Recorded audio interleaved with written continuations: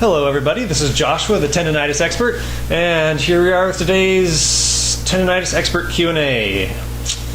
So this is submitted by Tanya, hope I pronounced that right. The title is Nothing Stops My Strep Throat and Levaquin Hurt My Joints. So I'm going to read this to you and then I'll respond. So the beginning of November I was prescribed amoxicillin for a sinus infection. I finished the 10-day dose, and a few days after starting, experienced a very sore throat. I went back to the MD and tested positive for strep. Again, I was prescribed a 10-day dose of amoxicillin.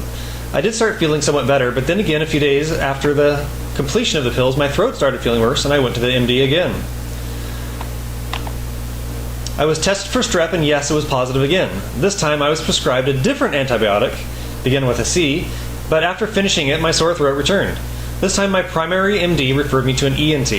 I went and tested positive for strep again. This time I was prescribed Levaquin. I knew this must be a strong antibiotic as the MD warned me that I should not physically exert myself. While on this medication I started having pain in my joints. I thought I was getting the flu.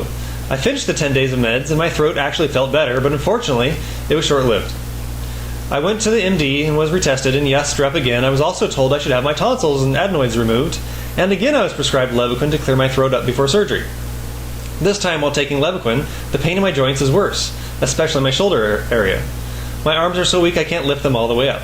I'm somewhat looking forward to surgery as I've had it feeling sick since November, but I'm also hoping that the pain and weakness in my body I'm experiencing will go away. I'm getting this pain investigated this week just to make sure I should still go through with the surgery next week. I never had severe reactions to antibiotics until Levaquin. Well, Tanya, that's because Levaquin is not just an antibiotic. It's a super, super strong antibiotic, and it causes some serious side effects.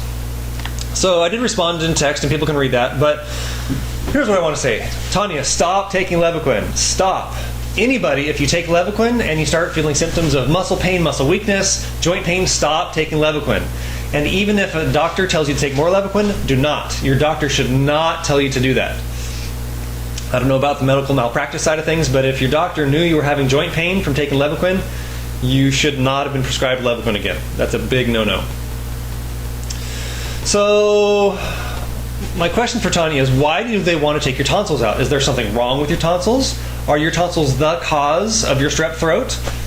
I don't think so. The reason we have chronic infection is because our immune system isn't good enough to fight it off. So something's up with your immune system, it's not functioning properly. And here's one clue as to why that might be. Notice that you were given amoxicillin for a sinus infection, and then you got strep throat. Antibiotics kill the good bugs along with the bad bugs.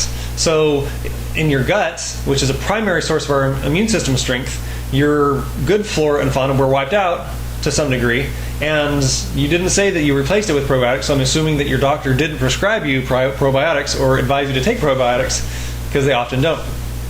Antibiotics are kind of considered the holy grail of healthcare, but generally they don't fix anything. They just either temporarily knock it down, or they actually make your immune system worse, so things come back again later. Don't get me wrong, I'm all for antibiotics. I like things that work, but clearly your antibiotics haven't worked in this case. And I have a big problem with doctors prescribing antibiotics over and over and over when they didn't work any of the previous times. And going to a stronger antibiotic makes certain amount of logical sense, but you have side effects of Levaquin. And side effects of Levaquin are now worse and a bigger priority than your strep throat infections. Because strep throat infections can be healed, your immune system can fight them off, but Levaquin cytotoxicity can have long-lasting effects.